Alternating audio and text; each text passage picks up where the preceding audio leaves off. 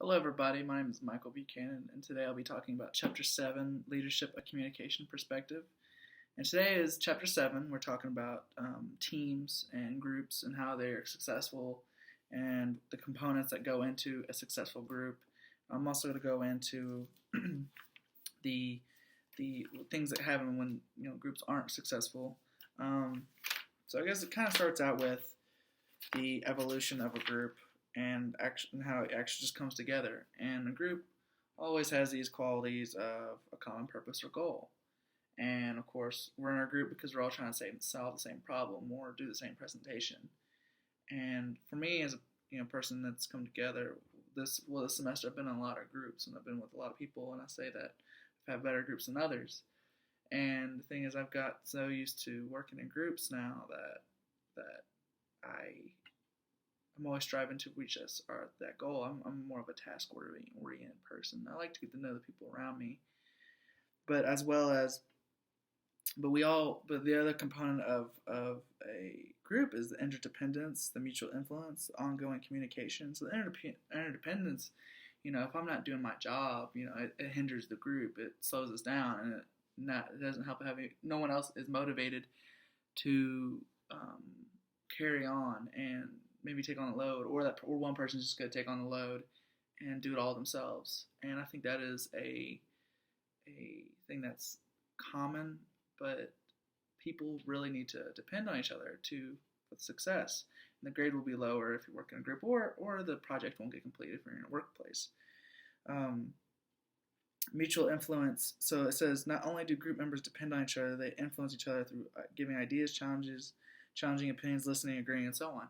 Yeah, I mean, that's the whole thing of a group. I just got up a Shark Tank pitch with a bunch of people, and all we did was brainstorm ideas because we had to come up with a product that was out of health and wellness. And so we just brainstormed, and we just came up with all these ideas, and finally we came down with something that was really well put together, opportunity or product. It was a mock. But communication's important. These days, we have cell phones and internet, so everybody has GroupMe, and it's an app that puts everybody. You don't have to have their number. Everybody puts each other in this group, and then bam, everybody's there, and it's just a notification way to get a hold of somebody or whatever. And that depends on that person if they really want to pick up the phone and look at the message and respond. So I mean, it really depends on them. And the specific size, all my communication classes, specific size of groups go anywhere from 3 to 10. 3 to 5 is optimal. Anyway, so they talk about all these phases that groups go through: the orientation phase, the conflict phase, the emergence phase, and the reinforcement phase. For me, I had one group that we didn't even have conflict. We just kind of buckled down, and we really came together. And me and one other girl were guys competing for the leadership position role, and really I think we just